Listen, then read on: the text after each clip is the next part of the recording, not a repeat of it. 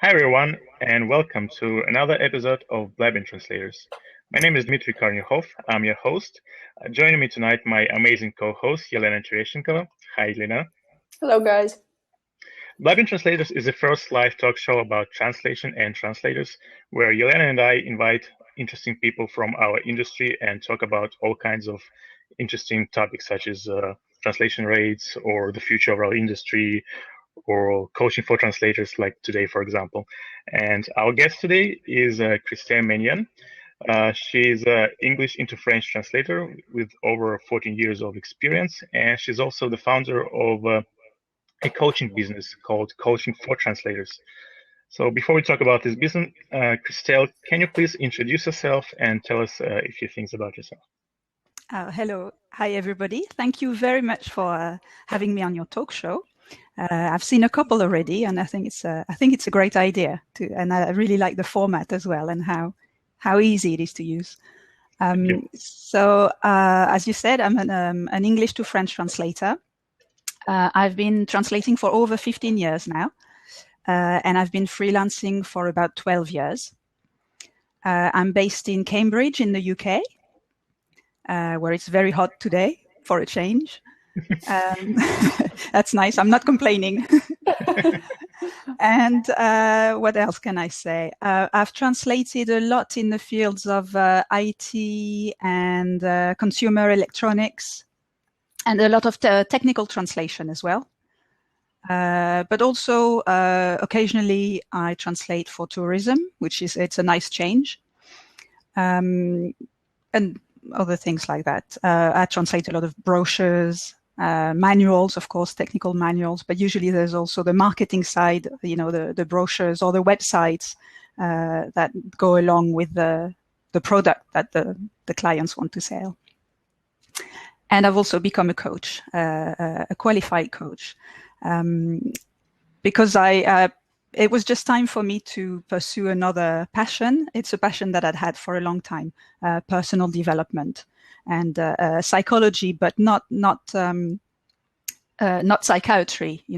Psychology as how you can improve yourself and learn about yourself and stretch yourself and grow, and that works for business as well. So I'm a personal performance coach and also a small business coach. So that's good for freelancers.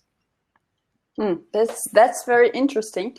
And probably we should get right into it. And I'll ask you the first question, which is, what is coaching? Because I know a lot of people heard this word because it's pretty popular these days, but there's pretty much confusion about what it really is. So could you please tell us a bit more about it?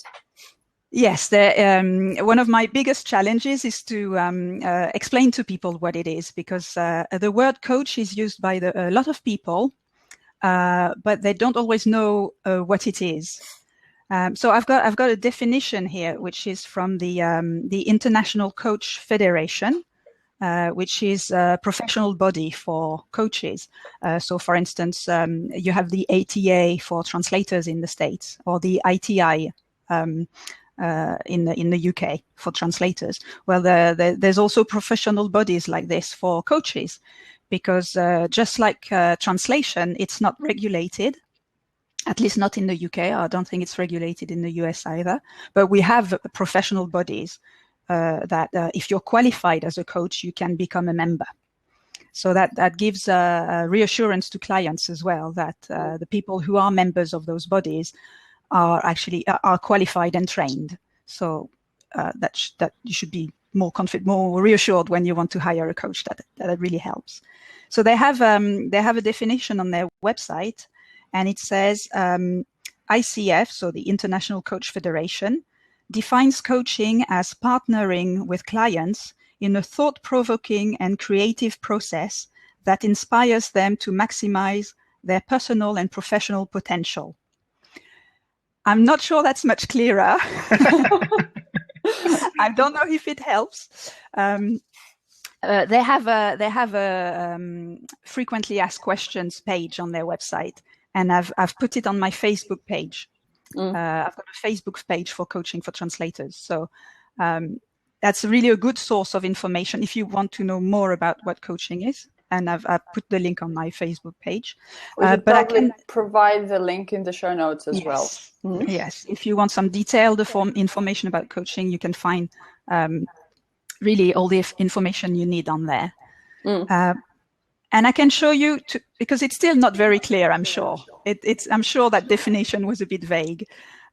So I've got a model here that I can share with you. I've got it printed. I don't know if you can see. Yes. Yeah. We can see it. Mm-hmm. So that will help me to clarify what it means, really. So coaching works on different levels. And with my clients, I usually start with their vision. So when I say my clients, it's people that I coach usually on Skype, a bit like this. It's just two of us. You can coach also teams, small groups or teams, but I do it on a one-on-one basis. So I start with my client's vision, their big goal. You may have heard of Stephen Covey's 7 Habits of Highly Effective People. And that's, I think, his rule. One of the first rules is to start with the end in mind. So that's your big vision. So usually what you want to achieve in 3 years' time, something like that. And the reason why we do that is because before we start thinking about what you need to do or what you're going to do, we need to decide where you want to go. We need to decide what destination you want. And then we'll break it down. But we start with the end in mind. And then we move on to your purpose. So the vision could be in 3 years' time, I want to be a freelance translator, or in 3 years' time, or in 1 year time, you can break it down to something smaller as well. I want to be the owner of a small boutique translation agency, something like that. So that's your big goal. Can I stop you for a moment? Should your vision be pretty detailed, or do you go into more details at some later stages? Because I could come up with a vision where I describe every little detail, but does it make any sense? Is it worth it to spend time on that? So that's what you can use your coach for. We're first going to work on your vision. So let's say you want to create a boutique translation agency in a very specific field. I will help you to really visualize it. And so the reason I do this is to motivate you, to see how motivated you are. Often people start with their problems. They think about their problems. I can't do this because of this. And then that saps your energy. That if you start by thinking about the problems or the obstacles that you have, then that's it. You'll give up before you even started. So my role is to really describe to me what your vision is in details. Sometimes I ask people to imagine they're already there and to tell me, so who's around you? What are they saying to you? Really use your brain and your imagination to do that. And that will boost your motivation. That will give you a lot of energy. And when you start a business, you need a lot of energy. So working on the vision, that it gives you a sense of direction. It gives you a sense of control over your life, or over what you want your life to be. And it gives you a lot of energy. And we start with the positive. And then you'll use that energy that we've stored to overcome obstacles later on when we talk about that. And what if the vision is not quite realistic, for example? I know. Yeah. I mean, I could have a vision that I want to conquer the world, but sometimes you just have to, to have someone look at your vision and give you, explaining why it might not work. Do you have to do a lot of explaining that the vision is not quite accurate to people? So I don't do any explanation. The role of the coach is to help you see things. So it's coaching helps to develop awareness of what's going on around you, self-awareness of what you're capable of or not capable of, and responsibility. And I do that by listening to you. I will listen to everything you say, and it's not for me to judge. So In my training, I learned to be non-judgmental. So it's not for me to say if it's realistic or not, because that's your call. You know who you are, and you know yourself better than I do. However, I will ask relevant questions to help you think. So I will ask, what qualifications do you have? Tell me about this. Tell me about something similar you've done in the past. What resources do you have? I will ask the questions that will make you think. And then if you still think it's realistic, then it's your decision. If you think, oh, I hadn't thought of that, then that's my job. It's to help you think. And so you make better decisions. That's one of my jobs. And how often does it happen that a coaching client's vision changes during your coaching sessions? Yeah, that can happen because of life, basically, or because we've done some work. So something unexpected might happen, and then suddenly their vision is no longer relevant. Fair enough. Or through our work together, because it's a process. It doesn't happen in just one session. It's a process. Through our work together, they might realize, oh, actually, I'm not sure I want this anymore. But so we can tweak it. We can change it slightly. But it's better if they hadn't done the work with someone, if they hadn't talked to me, they wouldn't have known, and they would have carried on maybe forever until they realize, oh, actually, I didn't want that. So it's all about awareness and self-awareness and helping you to make decisions. But usually people know really, they know what they want, and usually it's realistic. It needs some work, but I do check. That's the second stage, purpose. That's your why. So why you want to achieve that vision? Why do you want this boutique translation agency? Or why do you want to translate in that field? Or why do you want to be an interpreter? Or why do you want to relocate in another country? That's another goal that you might have.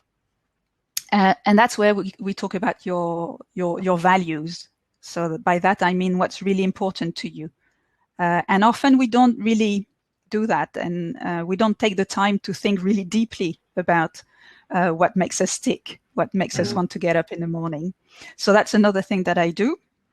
I check what your top values are. It could be freedom, for instance. Let's say your top value is freedom. Then we can check that, yes, being a freelance translator, that's pretty much aligned with your top value of being free. But maybe your top value is belonging to a community. And then I'll say, okay, so how is it aligned with being a freelance translator working alone at home? And you might think, oh, yeah. So when we see a conflict like that, that's where it can create a problem, because if your vision is not aligned with the things that are important to you, you will lose interest at some point, or you won't understand why you procrastinate, or you won't understand why you're not so motivated. And actually, it's because there's a conflict. So subconsciously, you might be self-sabotaging yourself. So being aware, self-aware, being aware of what really matters to you helps you to make better decisions.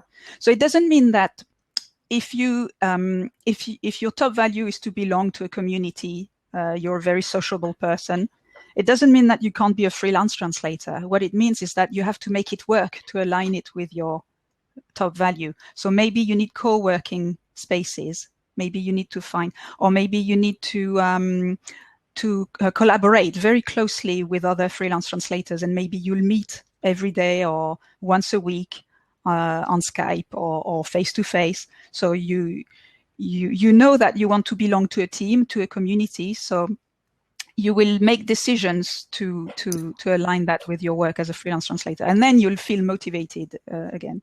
I worked with someone once who said she was really sociable, and she figured out that actually she needed to work from cafes.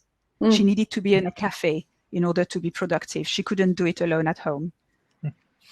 How important it is that your purpose is that your business goals and your purpose are connected with all of your main values.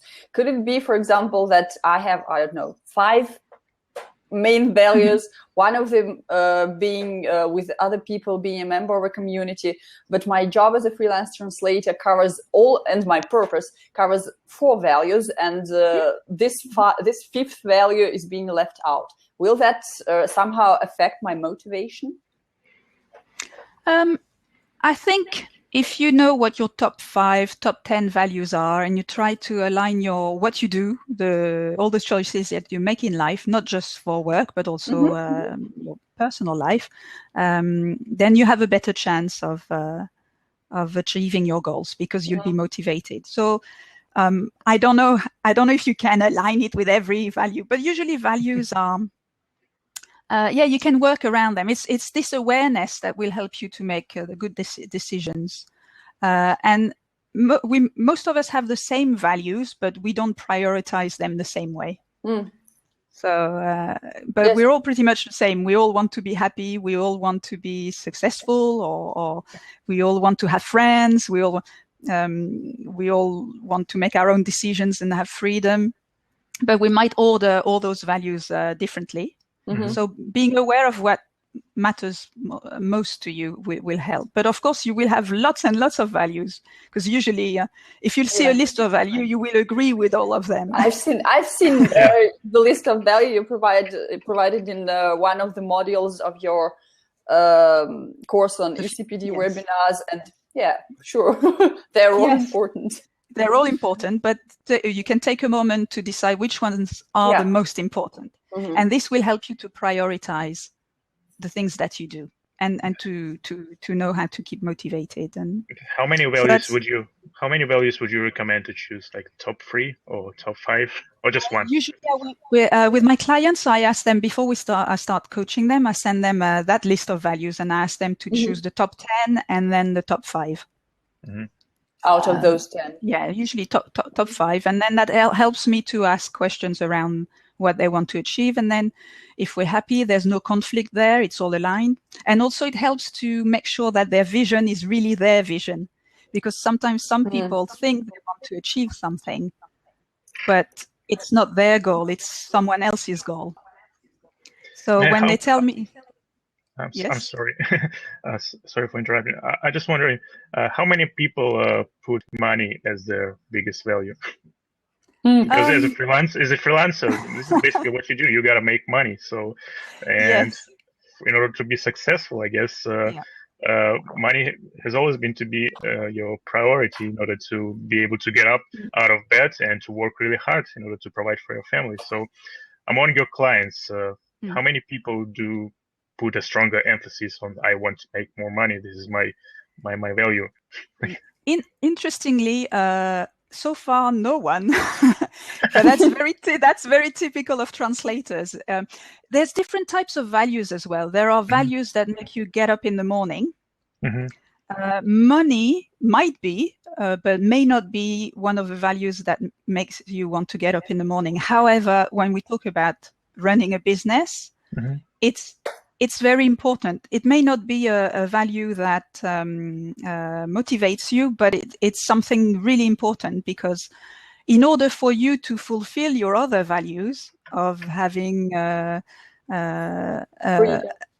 freedom of being a freelance or having your own business and working in a field that you're interested in, that business has to be viable. Yeah. Just so you can carry on doing it. It's not the money itself it's not a value in itself, but it's important because it helps you to have the life that you want to have, or the business or the career that you want to have. So of course it's a priority.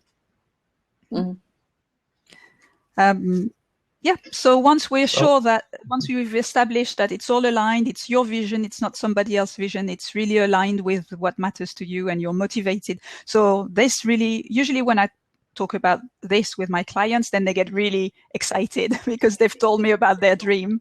And now they know, yes, this is definitely what I want to achieve. So now we're ready to go. So we start breaking things down into goals, because there will be several areas in which you'll need to work. So finding clients, getting the right qualifications or getting some CPD. If you want to work in a certain area, you need to make sure that you keep up to date with the terminology, or if you're a pharmaceutical translator, you need to know about all the latest development in that field. So what is going to be your strategy to make sure that you're always up to date? What's going to be your strategy to find direct clients, for instance? So your networking strategy, your marketing strategy. There's lots of areas that you'll need to work on, and that can be lots of different goals. And so we clarify these, and again, we make them very specific. So that's where I help as a coach. I help you to make those goals really specific, because that will give you focus. That will make you more efficient when you create your strategy. The more focused you are, the quicker you can think about the solutions and plans. So that's the next stage. It's for each of those goals, we create plans. Actually, you create the plans. I don't do that. My clients. So again, I use techniques to help you to design your own plan.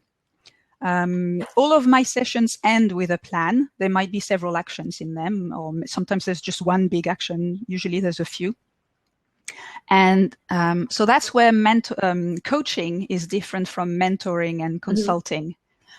All those solutions, all those plans, all those ideas, they come from you. They don't come from me.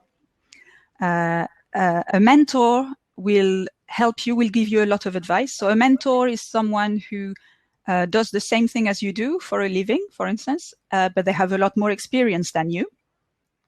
So they share their experience with you. So they can help you with setting up your business, with dealing with clients, dealing with requests or complaints, also developing your language skills. So they share their experience with you.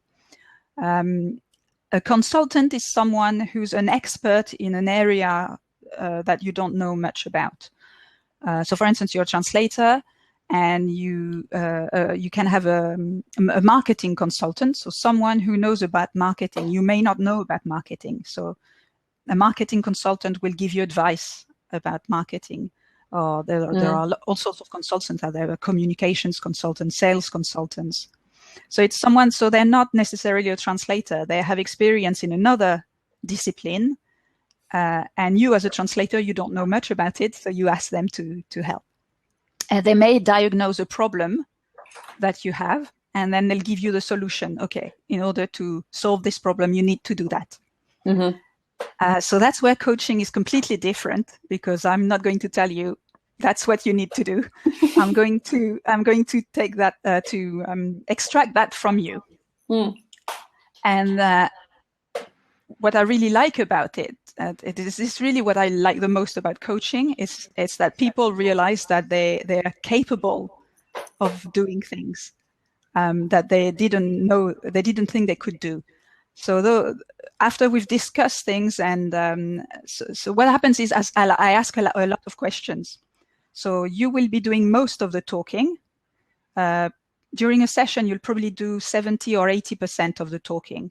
And I will be asking questions, because I will listen and I will hear things that you say, and I'll go, oh, hang on, we need to talk about this, or oh, hang on, there's a contradiction there. I don't know if they're aware that they're contradicting themselves. Things like that, and that helps you to think, okay, and then you come up with your own solutions after. So that it's a process, and the other thing that I really like about it is, because the action plan that we come up with is yours, you're very motivated to do it. When somebody tells you you need to do this, this, and that, you go, okay, you trust them because they're experts. You may not fully understand why you need to do this and that, but they're an expert, so you trust them. But there's no motivation there, or there might not be as much motivation or commitment, because you don't own the solution. But with coaching, you totally own the solution and the plan and the goal, because they all came from you. And I worked on your motivation, because we went through the vision and all that, and I listened to you. You're full of energy, and you realize, oh yes, of course I need to do this and that, and we make sure we've got dates for that as well.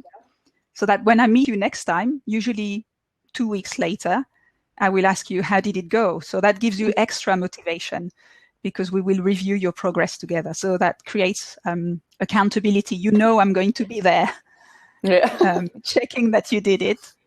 But usually people are quite excited because they thought of it themselves. So they want to do it because it was their idea. So it's more like a psychological approach to dealing with business problems, right? So, yes. And you've probably worked with a lot of different kinds of translators who are in different stages of their professional development. Have you noticed any trends? Like, for example, have you noticed most common problems that translators cannot overcome, so they need some coaching to deal with those problems? Mm-hmm. Common problems are time management, because often translators are working from home. So to find the right work-life balance can be a bit tricky when your office is at home, and especially if you have kids. So time management is something that coaching can help with, because again, of those action plans and getting you motivated, especially that's probably my biggest job, is to get you motivated and ready to do it. So time management. Another obstacle or barrier that's quite common with translators is how to network, because a lot of translators are maybe a bit shy or at first. Mm-hmm. And so networking events can be overwhelming because it's a lot of people in one go.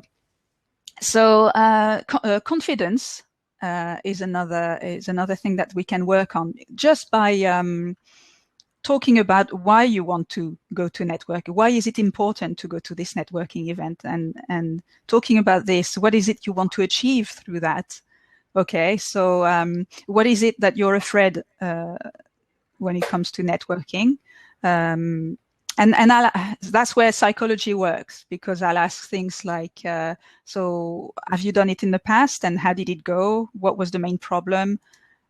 So what would help next time, or what would have helped then? What would have made a difference? And how can you make that happen next time? So all sorts of questions that I can ask that usually just by talking to someone, people feel better. Yeah. It's just a release. And then you realize, oh, it was all in my head, really. I don't know why I worried so much about it. So just talking about it really helps. And then again, designing a strategy. So maybe you need to go to a small event first. When is the next one? Where is it? Where could you go? And yeah, we'll find, for each person it's going to be different, but we'll find a way to make it. We'll find a way to make it work for you. So I wonder, you probably deal with a lot of people who create kind of like obstacles in their own head, mm-hmm. and sometimes you just need someone who can help you overcome those obstacles. Why do you think people create those kind of obstacles? Because sometimes it's just sort of like self-sabotaging, right? Mm-hmm. But people still keep doing it, and yeah. I think a lot of freelance translators they consciously or subconsciously try to self-sabotage them. I don't know why. So everybody does that. We all do that. We all have things that we learned as kids, and those beliefs stay with us. Often it's beliefs that we developed as kids, because as kids, we didn't have all the information, all the experience that adults have. And we mm-hmm. started believing certain things about certain behaviors from people, or certain things that we thought, okay, something like you decided that you were not good at languages because someone one day said, the things that people tell us when we're kids, we really believe them. We don't have enough experience to think, oh no, that's just that person has got an issue. I know I'm good at languages, or I know I'm good at maths. They just want me to be. We don't do that as kids. We just believe, okay, that teacher told me I wasn't good at this, so that must be true. And mm-hmm. then we forget about it, but we just keep it as a belief in our head. And often it's not true at all. So that's another thing that a coach can help you with, because we'll discuss it. And I'll ask you about things that have happened in the past. And usually by talking about your experience, you will come to the realization yourself that, no, actually that was completely untrue. I don't know why I believed that for so many years. There's been so many proofs in my life that it's not true, but I ignored those things. So we call them, these beliefs, we call them limiting beliefs. You can call them mental blocks as well, mental barrier. So for coaching, we can work on these things. But it's important to say that those are fairly simple things. So, okay, we're talking about psychology there, but it's not psychiatry. It's not therapy. So I think it's a good point to mention that coaching is not therapy. It's got a lot in common. As I said, you will talk a lot and I will listen, and then I will ask questions to challenge your way of thinking. But it's not suitable if you have a mental illness, for instance, or if you have really deep anxiety issues. So confidence issues, a lot of us have that. A lot of us feel intimidated about talking to people, going to networking events or meeting clients. That's perfectly natural. But if you have phobias or compulsive behaviors, then you really need a professional in those areas, counselors or therapists that are qualified for that. We've got a great question from Rafa Lombardino. She asks, I talk a lot about the business side of things at my class at UC San Diego Extension, and the most resistance I've seen among the students probably is in these past 6 years is related to marketing their services and having an online presence. Do you see this kind of resistance among your clients, or do they feel comfortable creating an online persona and interacting with clients and colleagues online? Thank you very much for your question, Rafa. This is something I can really relate to as someone who started to create your online persona and interact with colleagues just over a year ago. Yes. So, and I've been freelancing for the past 12 years. So it took me quite a while. Yeah. Yes, me too. I had to overcome that. So that's where we all have different fears. So the fear of failure, of course, is a big one. So when you start being visible, of course, you become open to criticism.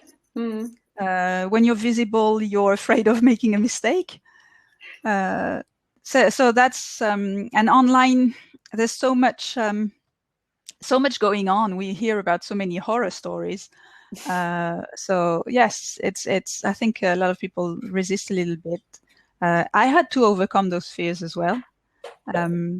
So again, I worked on my vision. I wasn't using online apps before as a translator, but when I became a coach, I realized there's no other way.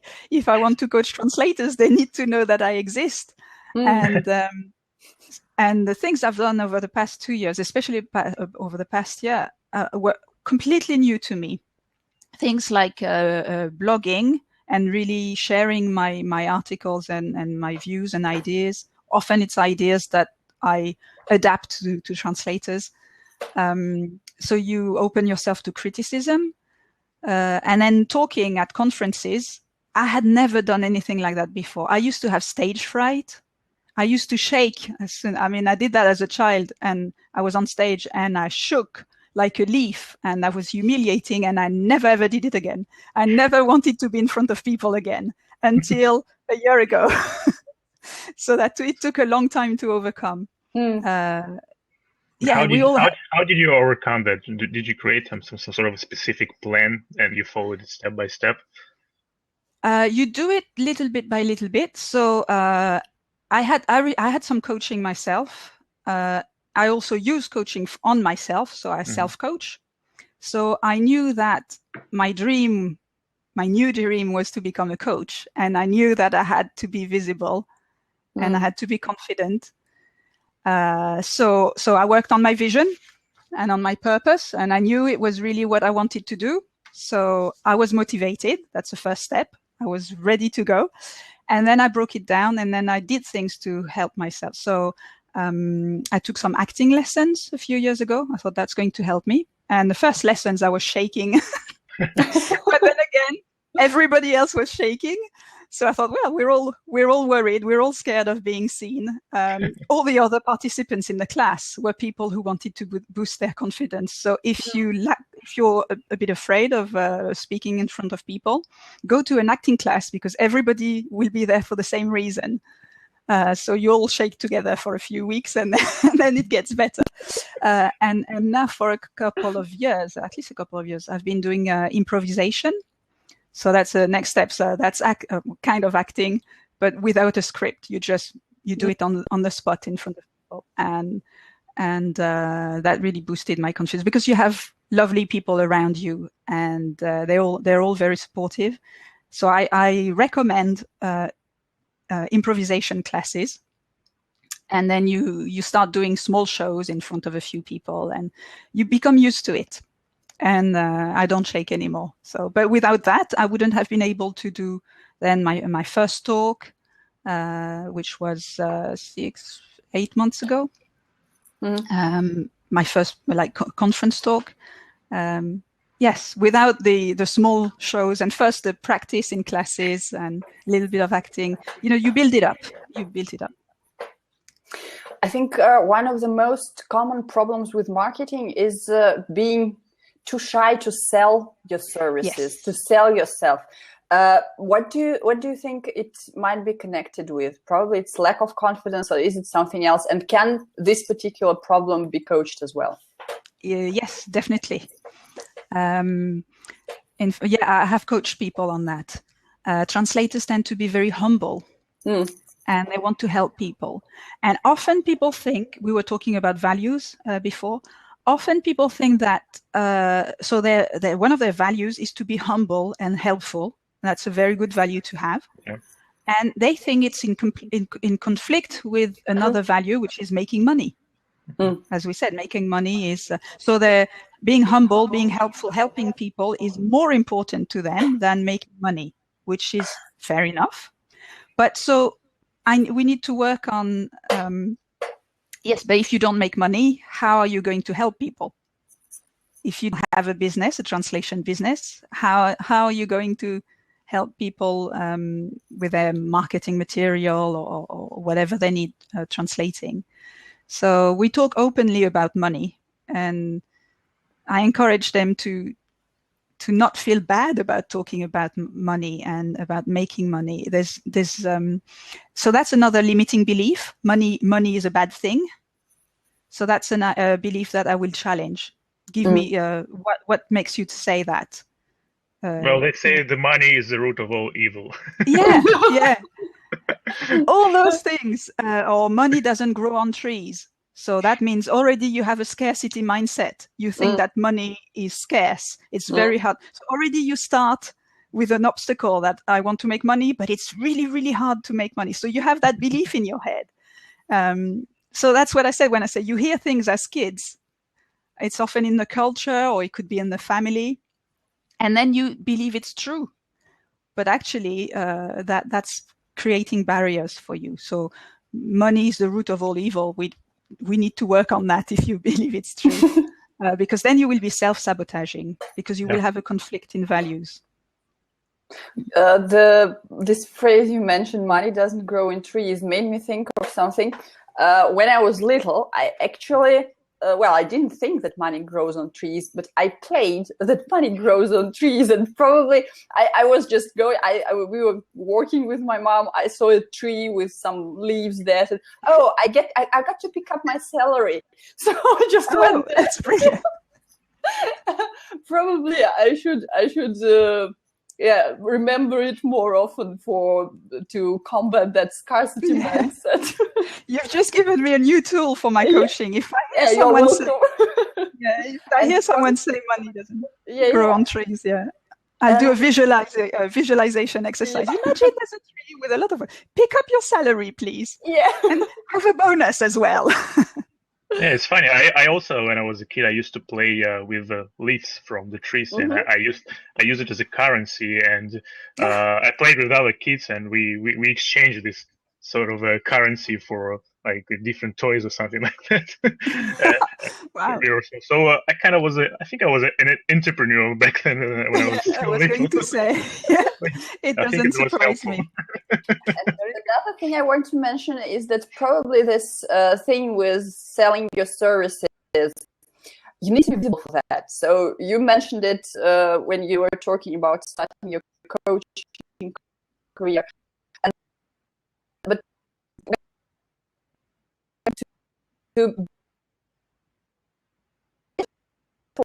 I've just lost probably you. also have to be visible. That depends on the area of your specialization, but still. And I think that all translators... I think so.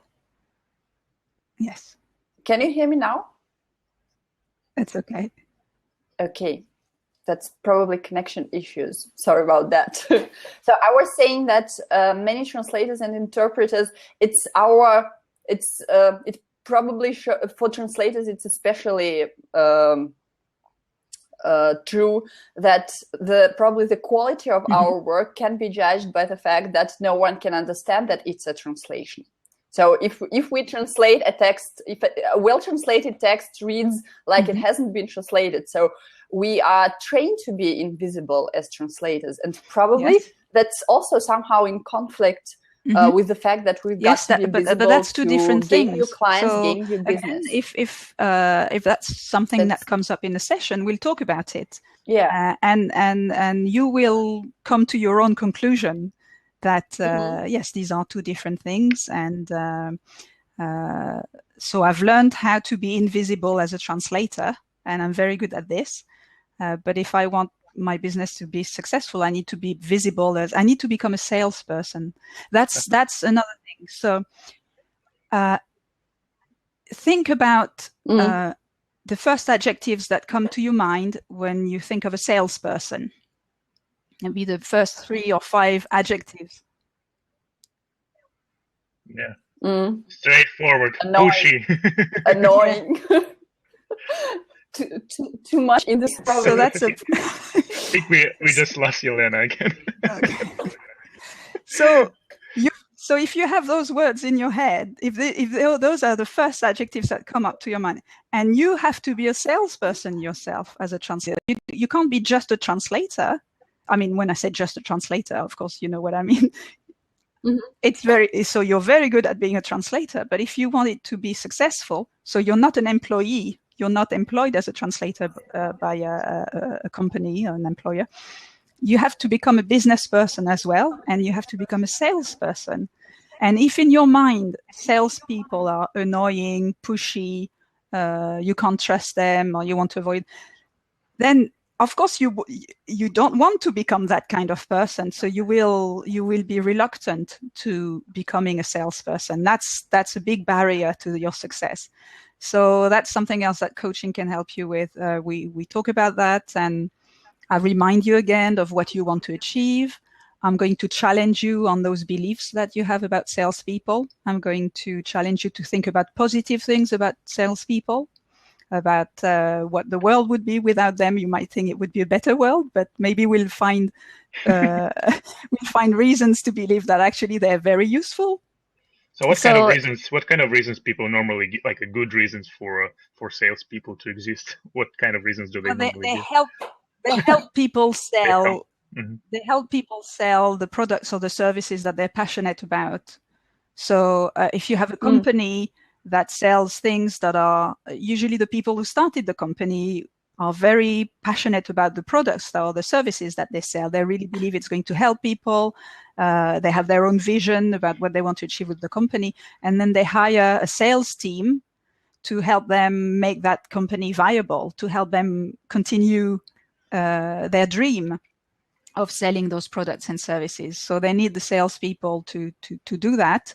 So the salespeople are helping they're helping to make the vision viable and sustainable. So as a freelance translator, you don't have a sales team. You have to be your own salesperson, and you have to help yourself live your dream of being a translator. And in order to do that, you have to sell your services. So if you like, you can say, instead of thinking I've got to sell my services, you can tell in your head to yourself, today I need to help people buy my services. Or I need to help people to become better at something by selling my services. Yes, you want to help. You want to help them live their dream through your money. translation. Well, yes, but they themselves want to make money in order to live their dream, follow their passion, follow their vision. Hopefully, it's in an area that is useful for other people. And it's something that you agree with. It's aligned. So your client's values are aligned with yours. That really helps as well. If you translate in an area that you feel, a link with, that's something that you can relate to. Because again, if you translate for a client that you hate, it's not going to be very enjoyable.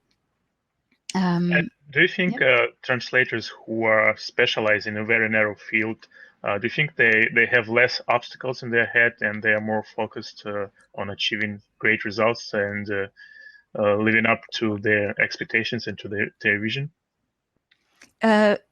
Usually when people have a very narrow field, it's because it's something that they have experience in. It might be a hobby that they have or a previous profession, something that they know a lot about. And usually something that something they're really interested in, so that's what's going to help them to be successful in that niche, in that very specific niche, provided it's a viable niche, provided it's a market that can afford their services. So that's another thing in business coaching. That's another thing that I would discuss. You want to work for this type of clients because it's something that you're passionate about, but how much can they afford? How much money do they have? So that's the sort of questions I will ask. All the things we need to check before you really go for it. And how long does it normally take for a translator, your client, to see the first results? So that will really depend on the goal. That will really depend on the size of the goal. Often, business coaching is usually for small businesses, so there might be a few employees, and that lasts usually about a year. But we're talking about a bigger size business. For a freelancer, it really depends on the goal. On the number of obstacles that you have. I like to book 6 sessions as a minimum because it's a process. It's a learning process. So it takes a little bit of time, but you do get results from the first session because you already have an action plan, the first few steps. From the start, we start making steps forwards. But because we break things down into small steps, and each week or every other week, a few more steps will have been taken. Sometimes something happens and you couldn't do something, so it's going to be postponed. It can take it really depends on the goal, but it can take a few weeks. And sometimes it takes just a few sessions because it's more about discussing your priorities and making sure that what you want to do is really what you want to do. Sometimes that's all that people want to know. I had a client who had to make a decision about her career, and that only took a few sessions to really discuss it. And then she was happy to. She knew enough about. We talked about so many things that she was happy to make that big decision and move forward. So this one only took 3 sessions. Do you think that coaching can be effective for anyone, or are there any prerequisites like personality traits and things like that? And for some people, coaching will be more effective than for others. Yes, coaching is not for everybody. As I mentioned before, it's not therapy. So if there are psychological issues that are real barriers to your progress, then coaching alone is not enough. It's not suitable. In terms of personality traits, There are people who want coaches to push themselves even more. So they're already high achievers. Mhm. They've already achieved a lot, but they know that coaching is going to help them achieve even more. So they keep taking on new projects and bigger projects, and they know that working with a coach, they're going to achieve it faster and more efficiently. So it's not necessarily for problems that you have. A lot of coaches work with, as I said, high achievers. And then in terms of personality, there are lots of different coaches out there with lots of different personalities themselves. So it's good to choose someone that you feel comfortable with, someone that you feel you can talk openly to. Trust is very important between a coach and a client. So yeah, really someone that you feel you can, of course, everything you're going to discuss with your coach is going to be confidential. So you really need to feel that you can tell them anything that's relevant. And yes, there's lots of different personalities of coaches out there. So but you yourself, you could have any personality. Some people, it's because they have confidence issues. Some people, it's more time management. Some people, it's because they're not sure what they want. And some people, it's because they know exactly what they want and they want it fast. So. I'd like to go back to what we've been talking earlier, and namely to goal setting. Could you please tell us a few words about why goal setting is important for translators and how it can help them? So it's important because it gives you a sense of direction. So before you decide what to do, you need to know what you want to achieve, because otherwise you can't really start if you don't know where you're going. Where is it? It's like a sat nav. You need to key in the destination, otherwise the sat nav is going to say you can do anything you want. I don't know, you left, right, forward, backwards. Yeah. It doesn't matter if you don't know where we're going. So that gives you a sense of direction. It gives you a sense of control over your life. It helps you with your motivation. It helps to prioritize, because if you know what you want, then you know it will be easier to decide what's going to help, what's not going to help, or what's got to be done first, what's not so important. Yes, I can't think of anything else right now, but yes, it's all it's mainly to do with getting organized. And of course, it's flexible. You know, a lot of people are scared of setting goals because they don't want to commit to something, because they might change their mind. Well, that's absolutely fine. You can change your mind. You don't have to go from A to B like that. You can go a bit like this, a bit like that, and I'll try this and I'll try that. But the whole point is that you're not still there. You've made you've made some progress. You've grown. You've learned new things. Some things happen. You didn't stay at A. You may not be at B, or you may end up over there or over there. But the whole point is that you grew and you learned. And sometimes people will probably make mistakes along the way while trying to get to their goals, right? Yep. That's not a problem at all. In coaching, we love mistakes because we talk about them and we learn from them. That's something that I learned from improv when what I mentioned before, improvisation. That's one of the first rules of improvisation. There aren't any mistakes. Whatever happens, you work with it. So if you think you said something silly, then your teammates will integrate that into the story. It becomes part of the story. You don't say, "Oh, sorry." You work with it, and so you learn not to be afraid of mistakes. When you make a mistake, you learn something new. You don't make that mistake again, and you try something else. Or probably you do make that mistake again, and then you learn something new again. Well, hopefully, if you have a good coach, it happens sometimes. Yeah. But hopefully, if you work with a coach, you'll have spent enough time talking about the mistake, so you won't do it again. Hopefully, yeah. That might be one big advantage of working with a coach, right? Yes, you go. Okay.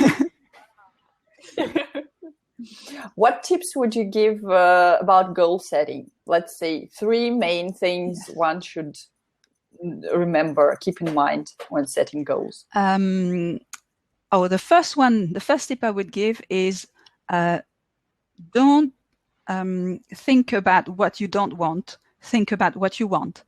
So, for example, your goal shouldn't be I don't want to work for translation agencies anymore, because then you're focusing on what you don't want, and your energy is low. You're thinking about the problems. You're not thinking about the opportunities.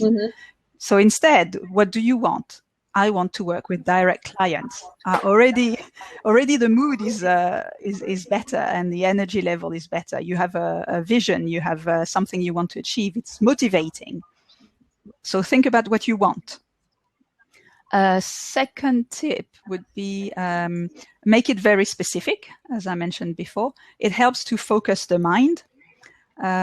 A lot of our thinking and strategizing happens in the background. It happens when you're asleep. It happens while you're at work. In the background, the brain is working on it. So the more specific you are, the more information you give to your subconscious, and the more it can focus on what really matters and forget about what doesn't matter. And that means that it doesn't waste so much energy and time on the things that don't matter. It really focuses on what matters. And all that energy and time and energy that you're not wasting, you'll be able to use it for something else. That all happens subconsciously. You're not aware of it. But if you're really focused, then your mind goes, okay, that's what we're working on. I won't think about the rest. So I want to work for translation agencies, for direct clients. So how many clients, in what area, in what specific field, what size of clients are they? Are they big clients, corporations? Are they small clients? Are they individuals? So all those kind of details. And you write it down, make it clear, very specific. And the third tip would be is to have a date. So I want 5 new direct clients in tourism by the end of the year, something like that. Because a goal without a date is just a dream. If you have a date, then it means you're committed. You're much more committed than if it's just a thought. Yeah, absolutely. Does it happen sometimes that people set the right goals, but they miss the date? And I assume that it's also a learning situation, but what lessons can be learned from that? Yes. So you shouldn't worry too much about the date. You shouldn't worry too much about the goal. It's, of course, we work on making it specific. We work on having deciding on a date that's realistic. Again, it's all for motivation, but of course you have to remain flexible. That things might happen, or you will learn things on the way, and you will realize, oh, actually, this is going to take longer because I need to do this before, which I wasn't aware of before. So now I'm aware of the fact that I need to do this. So it's going to postpone. But again, it gives you a sense of direction. It helps with your commitment. It helps if you're someone who procrastinates. Usually having a deadline really helps. But don't get scared if you don't meet the deadline, because again, you will learn something from it. And these things can be tweaked. Again, it's about going from A to B and not getting stuck in A. And also probably about being self-aware, because if you're self-aware and thinking of why you're doing something or not doing something, that might help in the future, right? Yes, it helps to make better decisions. Yes, definitely.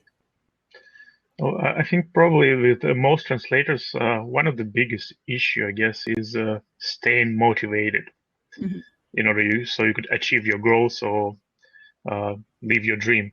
So how can you stay motivated? You hire a coach. That's the main. That's the. Yeah, I had to say that. That's the main. That's the main reason why people hire a coach.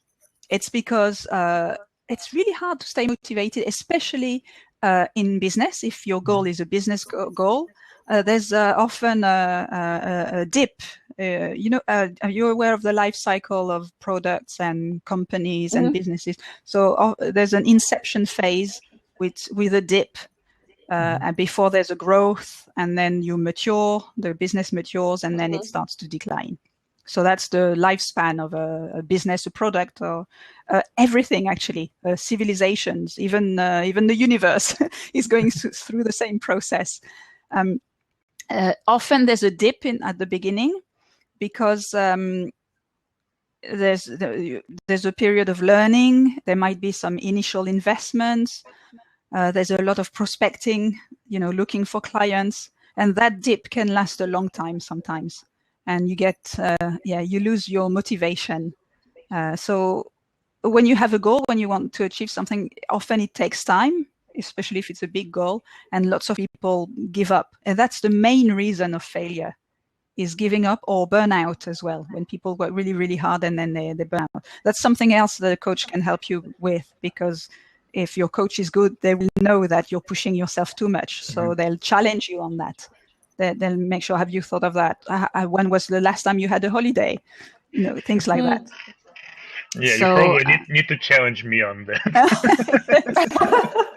So to keep motivated, if you have written your goal somewhere, or if you have written your vision and your purpose, your big why you're doing it, and you can read it again. You can remind yourself of why you're doing this.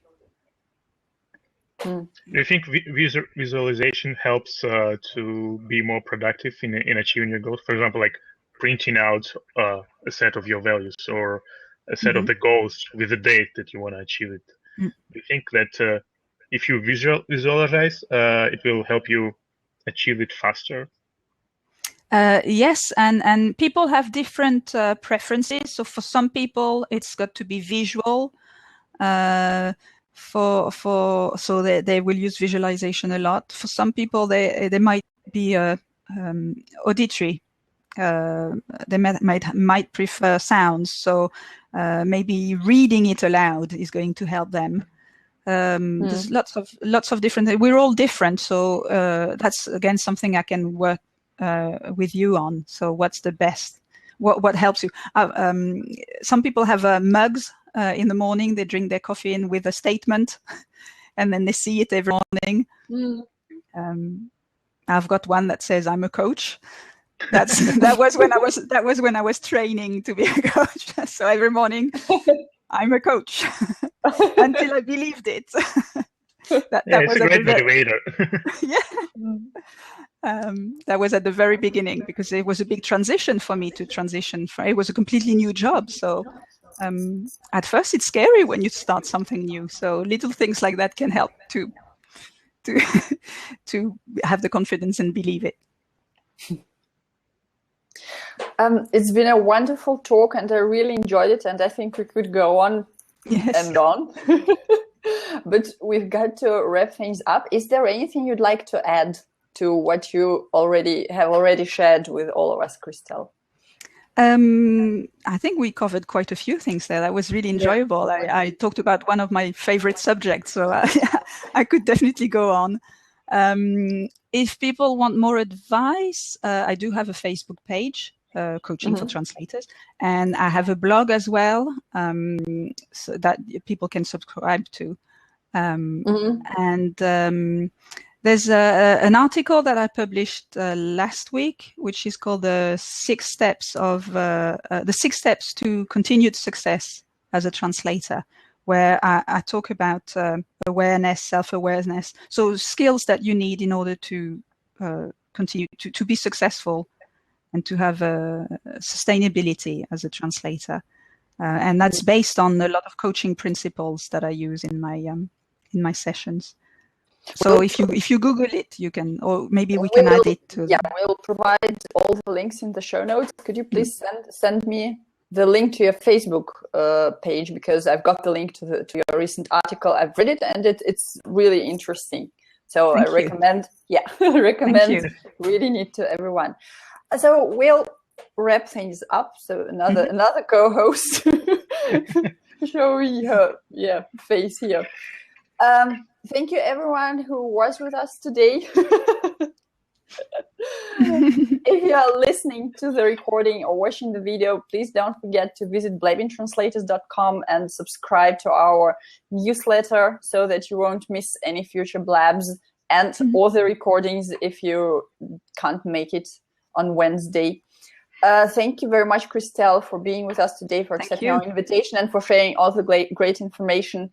And that's probably it.